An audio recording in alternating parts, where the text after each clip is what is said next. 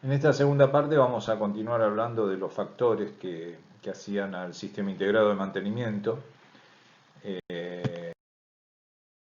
Por ejemplo, la información de las instalaciones. ¿Ves?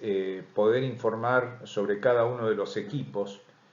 Esto se hace en lo que se llama la ficha de equipo, que es como la historia clínica de un equipo, en la cual vamos volcando la información necesaria para identificar ese equipo. Eh, es un documento, obviamente, tiene características de documento y bueno, y aquí habla, por ejemplo, de cuáles son las características de fabricación, como por ejemplo en qué proceso intervienen y demás. Tiene una parte de historial, que es lo que decíamos, es la ficha, como la ficha clínica del equipo, que me tiene que poder dar información cada vez que yo la requiera para tener alguna intervención de mantenimiento. En algún momento creo que como ejemplo mencioné la necesidad de izar un motor de gran porte o una parte de un equipo grande con algún tipo de grúa y lo primero que nos va a consultar el servicio de grúas que vamos a contratar es cuál es el peso del equipo que tienen que mover. Por lo tanto, o sea, el peso es uno de los parámetros que sí tienen que existir en este tipo de historial, más todo otro dato característico que sea de interés. Esta información digamos, que tiene la idea de formar una especie de familia de equipos, me tiene que decir en qué parte de la instalación se encuentra el equipo, cuál es la ubicación, qué tipo de equipo o máquina es, todos los datos de placa, de ser posible, para conocer los datos de tensión, de intensidad, peso, velocidad de proceso, etcétera, etcétera. ¿Quién fue el proveedor? ¿Cuándo fue comprado? Tener los planos y piezas y despieces con el número en lo posible de cada uno de los repuestos, si es que estos repuestos son particulares del equipo y del fabricante. Y bueno, y también todo lo que son los datos de puesta en marcha, o sea, datos de ensayos que se hayan hecho en la planta, en bancos de prueba, curvas características o inclusive las curvas de prueba que se hicieron al instalar el equipo nuevo para tener con qué contrastar cuando ese equipo sufre una reparación mayor y tenga que ser probado antes de ser puesto en servicio nuevamente.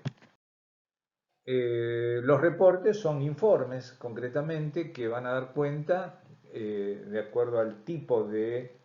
intervención que se hizo en el equipo, en qué momento se hizo, o sea, una cronología de las reparaciones, o sea, son parte del mantenimiento. Aquí también se va a inscribir o se va a anotar si hubo algún cambio en el equipo respecto de algún componente o si hubo alguna modificación hecha en forma particular por el personal de mantenimiento de la planta o con anuencia por ahí del fabricante. Y bueno, todos estos datos van a estar volcados en una especie de planilla que va a ser la ficha técnica del equipo y que va a ser como la ficha médica que tenemos quizás cada uno de nosotros en el médico que nos atiende, ¿no? Donde hay todo un historial de ocurrencias y eventos, más todas las intervenciones de mantenimiento y toda la información disponible de cada uno de los equipos. Es como un manual de servicio otro parámetro dentro del ambiente SIM son los materiales. Los materiales, cuando hablamos de materiales, nos referimos a todo aquel material de uso general o todo aquel material de uso particular, como son repuestos y componentes de cada uno de los equipos, que habitualmente van a estar almacenados en un depósito. Y bueno, y las características de este depósito son a veces particulares porque puede ser que estos elementos, estos materiales estén en el depósito general junto con las materias primas si es que hay un proceso en la planta, o bien pueden estar en un almacén particular propio de mantenimiento que estaría lo más cerca, posiblemente dentro de la misma área de mantenimiento. La ventaja de tener digamos, un depósito de insumos para mantenimiento en forma particular dentro del área de mantenimiento,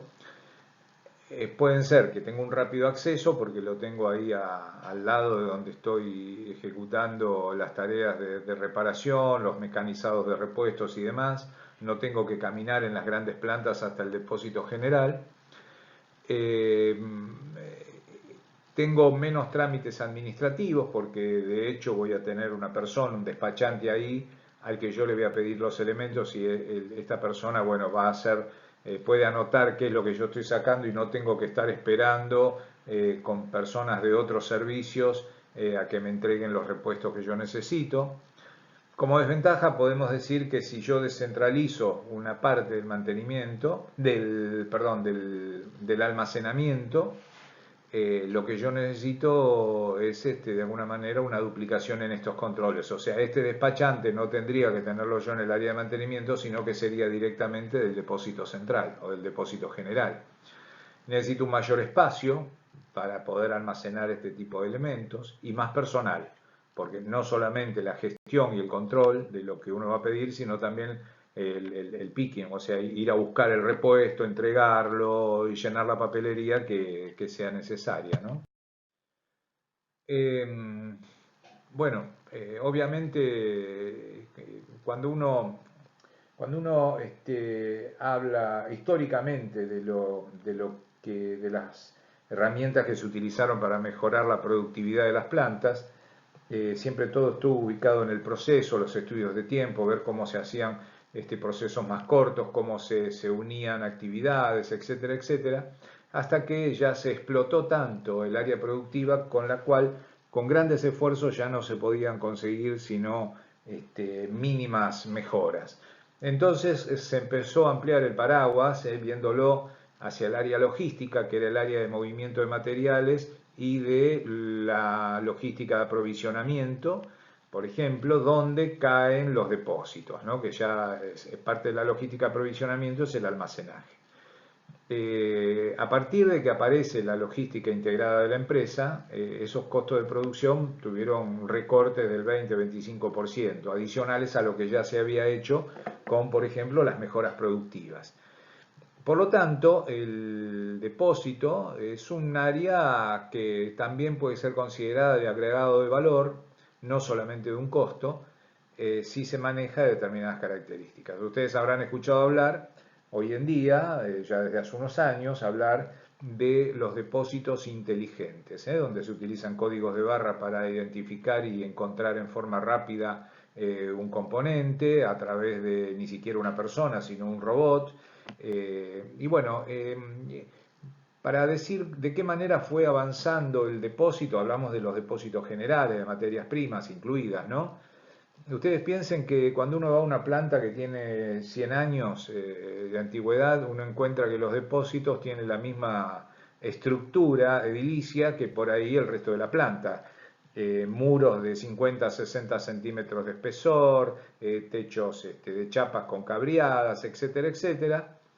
En un poco más modernos ya los depósitos pasan a ser con paredes más finas, más modernos venimos a depósitos que se montan en corto plazo y que tienen toda una estructura de perfiles y un revestimiento, incluido el techo y las paredes, de chapa acanalada, y hasta los más modernos, que son depósitos que por ahí pueden ser de forma temporal a veces, que son carpas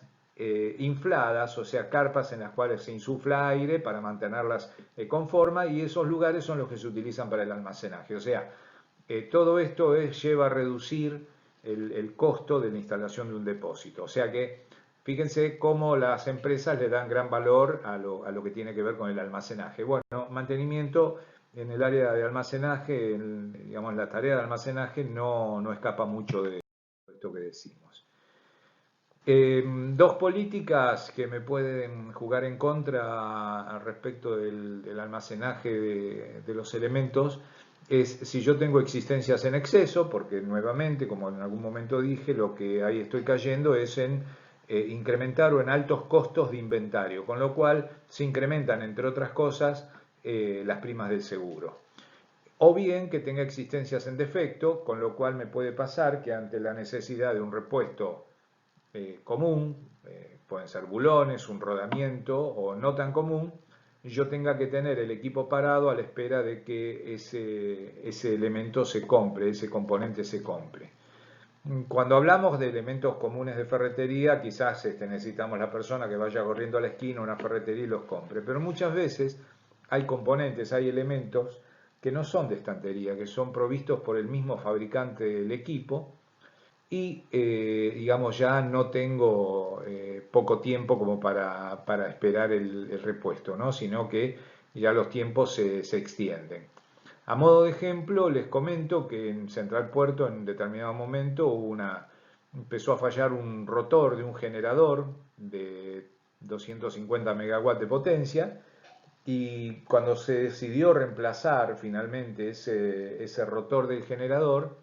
desde que se cursó la orden de compra al fabricante en Alemania